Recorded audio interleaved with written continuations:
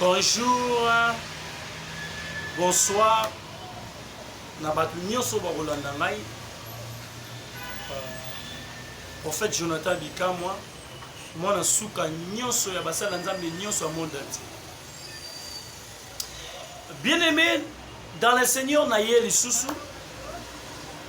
ko porter yo quelque chose on nzamba pesa ka biso toyoka biso nyonso. Pe poto salela ngo. Si je nanga ya lelo eza auto thème nanga ya lelo eza, est-ce que au sali bilan déjà année et comme na souka? Est-ce que au sali déjà bilan? Question nanga na retourna yo nanga. Est-ce que au sali déjà bilan? Parce que année et banda ko couler et banda ko si. Tout qui na janvier, le to comme na novembre. Tu es dans mois souka décembre. Pour te clôturer. Est-ce que depuis janvier, si on combine en novembre, est-ce que des fêtes et zawapi, récite et zawapi? Na famille, na côté kanayo, l'église nayo, na makambo salaka. Est-ce que récite ça, to faillite ça? Est-ce que ça les bilan il y a bon moyen yo, otambola ki ndenge nini? Nanzam, est-ce que autambola qui bien, est-ce que autambola qui m'a bien? Bien-aimé dans le Seigneur, les gens qui ont temps comprendre, ils ont comprendre le bilan. Oh, yo to banda qui n'a en janvier, si le novembre, toujours coulé en décembre, quand aussi ça net au janvier. Est-ce que au récit, to au récit même na Congo, même na ba Konzambok, est-ce que vous avez bilan? Pour boyeba et là on est simbi né on est simbi bien aimé ceux qui tous ça ba bilan té ya bon moyen na biso to ya mabota na biso to ya bana na biso to ya ba faire na biso eza passe ya momoni ba congolais tozo nyokwama mundele ko ça la bilan ya ne mobimba comment nenga sali a dépensé combien a cotisé combien? Et bien, basala angote. Ya mo na te ko tuna. Est-ce que yo nanga to sali bilan ya bomo inabiso. Bilan ya mboka, bilan ya ndaku, bilan ya mobali na onenga atamboli sami banda janvier ti novembre. Ya mwasi na onenga tamboli depuis mois ya janvier ti novembre atamboli ndenge nini?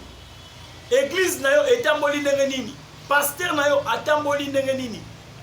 Au sali bilan wana na monde d'union to sali bilan yo za na poto sali bilan yo za na Kisasa au sali bilan yo za na Mbushimai na ba Congo yo za na Bandundu au sali bilan comment ozo vivre na kati ya mokili de fait tes awapi pe récite tes awapi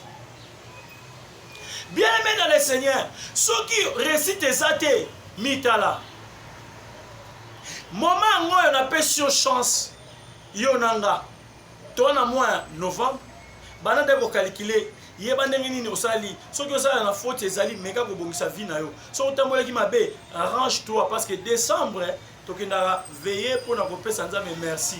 est-ce que ko pesa nzambe merci pour osali ni elo ni o réussir est-ce que bongisi vie na yo o bongisi vie na yo yo mto mesana ko finga bat yo mto mesana ko tonga yo bomi combien okosi combien oyibi combien et na kati ya l'état na kati église na kati ndaku par-ci par-là okosi mobile no combien de fois okosi mwasi no combien de fois bien aimé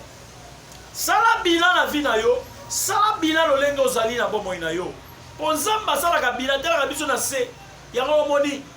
elo mona lobaka obeli opemi okufi olongwe na mokili so obeli opemi po osalelo mosusu te ovandi ba traité yo so okufi olongwe est-ce que osala bilan po nzamba azosala bilan ya motu na ya kati ya mokili po asala ya biso elo ni okotili nzambe nini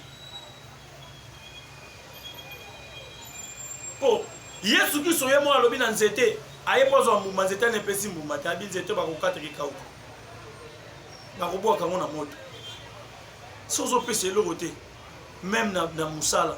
même na kati ya Congo osala biso logo te tokolongolo tobwaka yo même l'église soko te ya biso mamba lokuta tokolongolo tokoluka tocha mutu musu bamaloba malamu même na ndaku na libala soki mwasi ezosimba te longola ye soki azochange te banda bosali 10 ans 5 ans ezosimba te mais papa change yo mpe mwasi soki ezosimba te omoni ke bilan bosala mobali ezosimba te osala ni ochange parce que ezosimba te lisese moko elobi soki numero ya sapato wana eza ya yo te olata yango te soki lokolo eza mokie okotambola tengu soki lokolo eza monene okobanda kobenda yango ya kobenda ti motemele suka okolongola obwaki opesi mokolo mosapato po mokolo numero azaka mokolo numero bien aimé esala bilan ya vie na yo estce simbi o to esimbi te soki esimbi te relation oyo bosalaki esimbi te estce bosali bilan nango